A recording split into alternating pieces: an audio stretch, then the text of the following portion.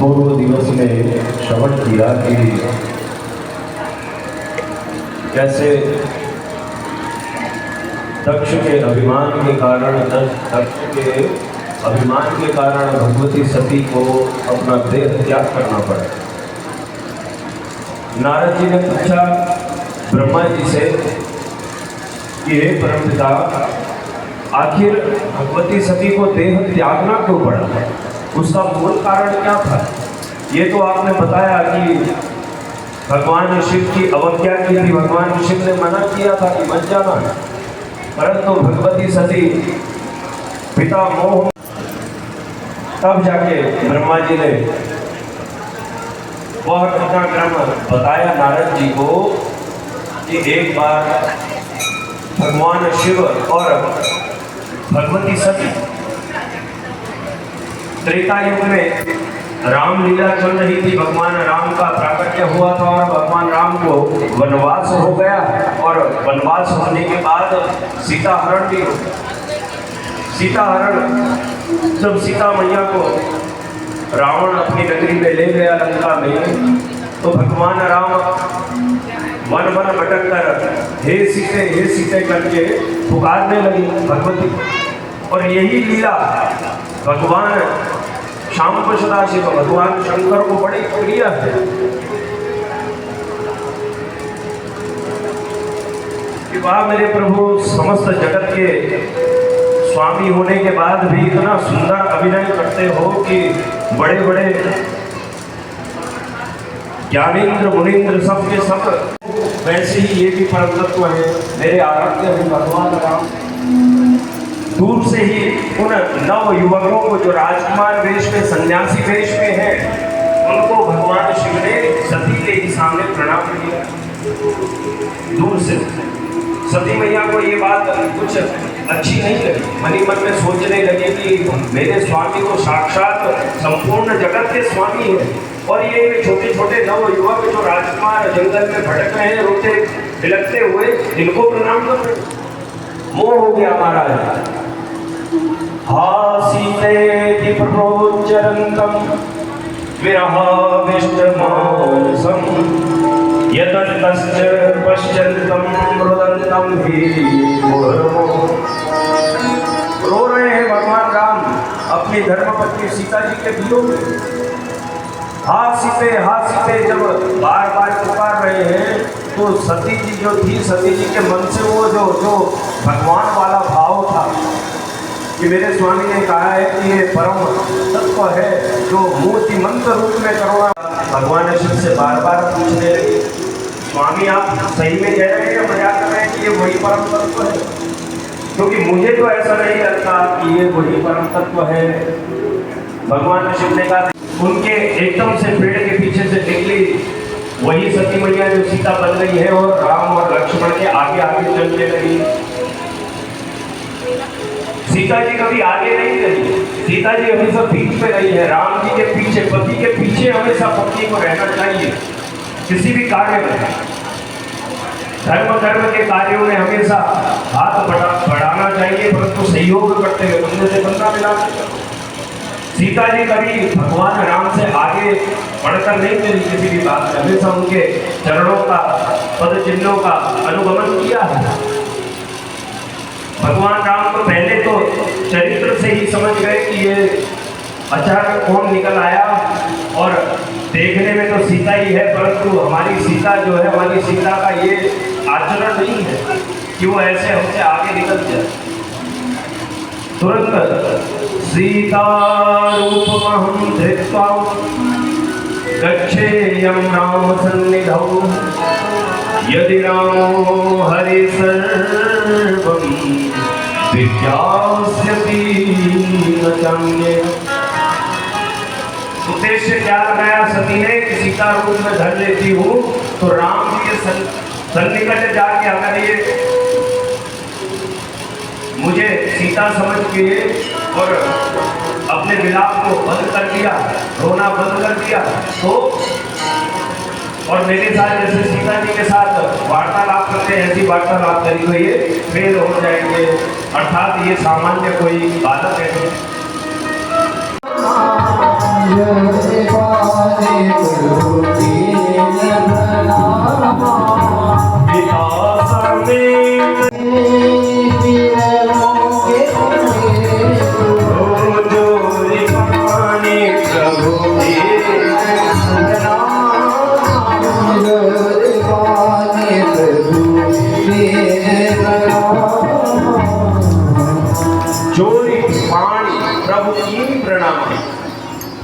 सीता जी का स्वरूप तो बना लिया भगवती ने, परंतु चरित्र नहीं बना पाई।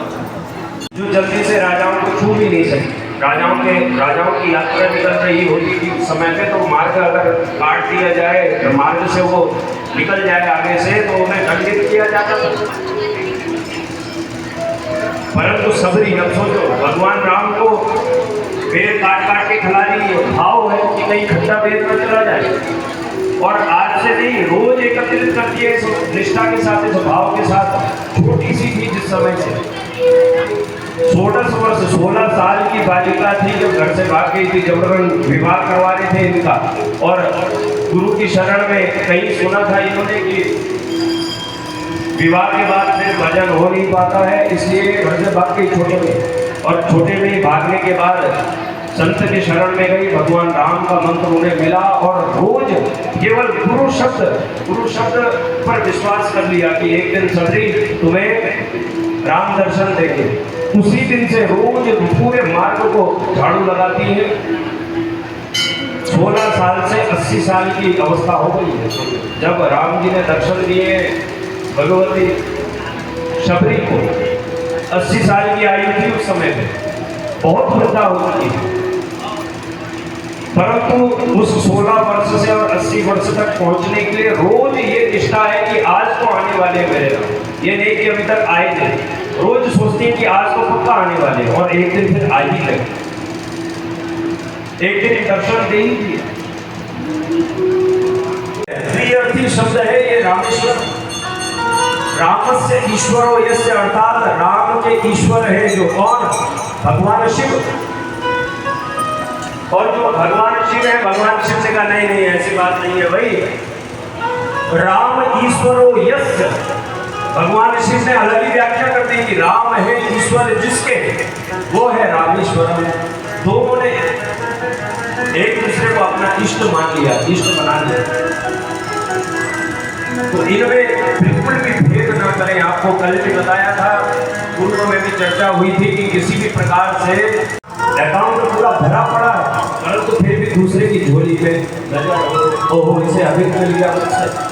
ये जो ईर्ष्या है, ये जो कमी है, यही सबसे बड़ा दरिद्र है। चाहे होंगे करोड़पति अरब, परंतु वो सबसे बड़ा दरिद्री है। धन की कमी नहीं है, परंतु कहीं धार्मिक कार्य चल रहे हो, कुछ मंदिर का निर्माण हो रहा हो, कोई ऐसी सेवा चल रही हो जहां भक्ति का आधार बनाया जा रहा हो कि कैसे लोग आनंददायक परिस्थिति में आए, भक्तिमंत हो।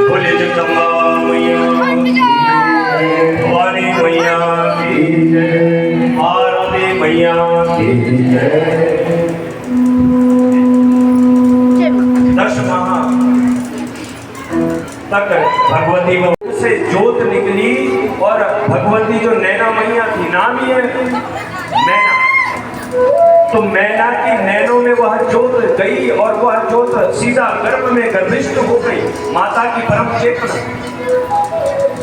जिससे वह चेतना साक्षात माता मैना के गर्भ में आ गई, जिससे 10 माह के अंतराल के बाद पृथ्वी पर नाना करुणिका सुहृदय सर्वदेहिया, सुहृदय सर्वदेहिया, जो सब में अपने परमात्मा को देखे, सर्वदेहिया।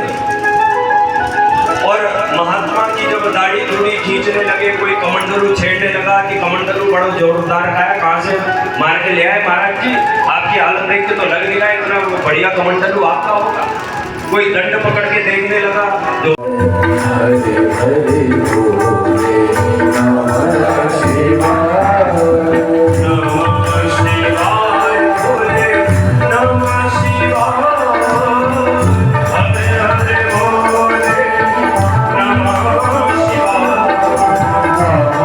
शिवाय, नमः शिवाय बोले नमः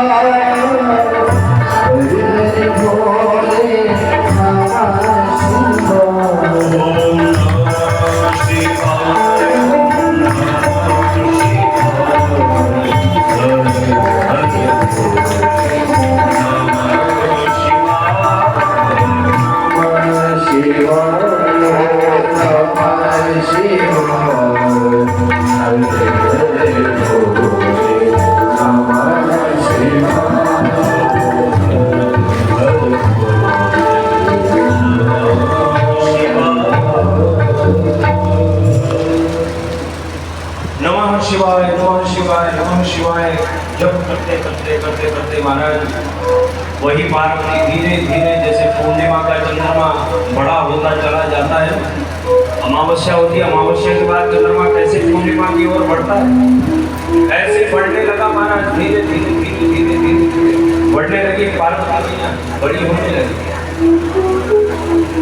बड़ी जब होने लगी और अखंड तपस्या में भी रहती है, दिन भर अपने किसी बड़े से, अब तो पहले बचपन में छोटे से शिवलिंग थे, अब तो बड़े भारी शिवलिंग बना दिए हैं माता ने, और कठोर तपस्या करती है माता, बहुत कठोर तपस्या। तेन देवैर प्रणीति कथिता नाम शिवा, तेन देवैर प्रणीति, अब आहार भी छोड़ दिया, खाना पीना भी छोड़ दिया महाराज, क्या खाती है, पत्ते, वृक्षों के जो पत्ते होती हैं उन्हीं को धुलती हैं, क्योंकि अब राजकुमारी स्वरूप में नहीं कर रही है, क्योंकि चाहे तो सब कुछ वहाँ प्रकट है, राजकुमारी है, वही हिमाचल नंदनी है, साक्षात पार्वती, परंतु मानो भगवान शिव उस भगवती को भी बिना तपस्या की प्राप्त नहीं होते थे। पहले वो भगवती बिना तपस्या के प्राप्त नहीं होती, और जब वो भगवती प्रकट हो जाती है, प्राप्त हो जाती है, तो उस भगवती को भी, उस परम चेतन परम शिव को प्राप्त करने के लिए तप करना पड़ता है, बिना तपस्या के वो भी सफल नहीं। तप करती रही, कितने समय तक किया, 3000 वर्ष, ऐसे नहीं मिल गए। कल आपने कथा सुनी थी ना, राजा गम की, गुणनिधि की, जिसके 3 जन्म होते होते 3 जन्मों की भक्ति के कारण फिर वो कुबेर बना, कथा सुनी ना, कुबेर बनने तक की उसी 3 जन्म मरना पड़ा, उसे भगवान शिव की भक्ति करता रहा, बाद में जाके फिर वही गुणनिधि जो चोर था, वही गुणनिधि कुबेर बना, परंतु उसने तपस्या करी थी, जो भी है वो सोच रहा था ना, मन में ईर्ष्या करी थी पार्वती मैया को देख के कि इस पार्वती ने ऐसी कौन सी तपस्या कर दी, ये माता ने ऐसी कौन सी तपस्या करी है कि भगवान शिव इन्हें अपने वामांग में अर्धांगिनी बना के रखते हैं, भगवान शिव का इन्हें नित्य प्रति संग प्राप्त होता है, ऐसे कौन से पुण्य कमाए हैं इस भगवती ने।